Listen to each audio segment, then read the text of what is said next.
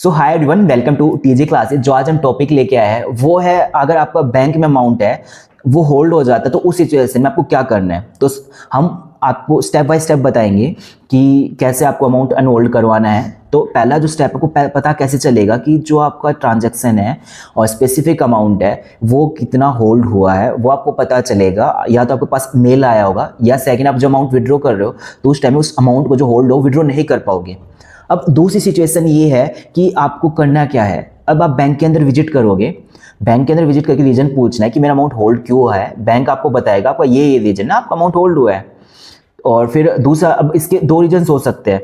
क्या क्या है कि या तो नॉर्मल होल्डिंग है, नॉर्मल होल्ड बैंक उसमें हेल्प कर पाएगा, आपको अमाउंट जो इश्यू आपको रिजोल्व कर देगा। दूसरा है, अगर आपका जो अमाउंट है फ्रीज जो है वो है साइबर क्राइम के थ्रू, आपका जो अमाउंट होल्ड हुआ है। तो इस सिचुएशन आप क्या कर सकते हो, अगर आपकी कंप्लेन आई है साइबर क्राइम से तो उस सिचुएशन में आपका बैंक को रिक्वेस्ट करनी है। किसके लिए? एक आप बैंक को एप्लीकेशन लिख के दोगे, मेरा अमाउंट होल्ड हुआ है, मेरे को चाहिए कंप्लेन लेटर। तो बैंक आपको अप्रोक्स 1 वीक का टाइम लगाता है, मैक्सिमम टाइम है कि 1 वीक का टाइम लगाएगा। तो आपको कंप्लेन लेटर इश्यू करके देगा और उस कंप्लेन लेटर में आपका जो अमाउंट होल्ड हुआ है वो डिटेल्स, और जो आपका जो इन्वेस्टिगेशन ऑफिसर है उसका नाम, उसका डेजिग्नेशन और उसके नंबर मिल जाएगा, कॉन्टैक्ट नंबर मिल जाएंगे, और साथ में जिस पर्सन ने कंप्लेन किया उसका नंबर मिल जाएगा।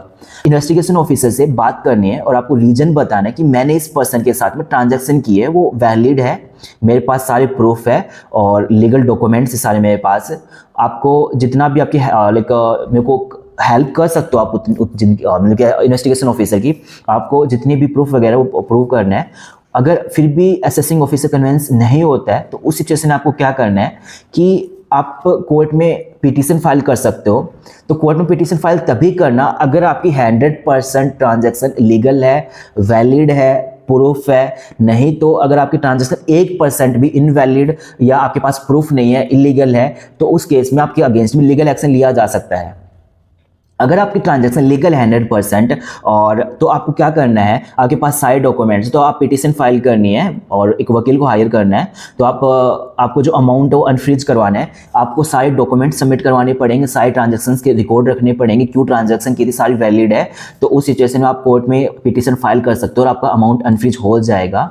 सो अगर आपको जो वीडियो है इन्फॉर्मेटिव लगी तो हमारे चैनल को सब्सक्राइब कर दीजिए, शेयर कर दीजिए। एंड अगर आपका कोई भी प्रॉब्लम, ये इश्यू फेस कर रहा है तो ये वीडियो काफ़ी हेल्पफुल रहेगी आपके लिए। Until then, subscribe our YouTube channel. Thank you.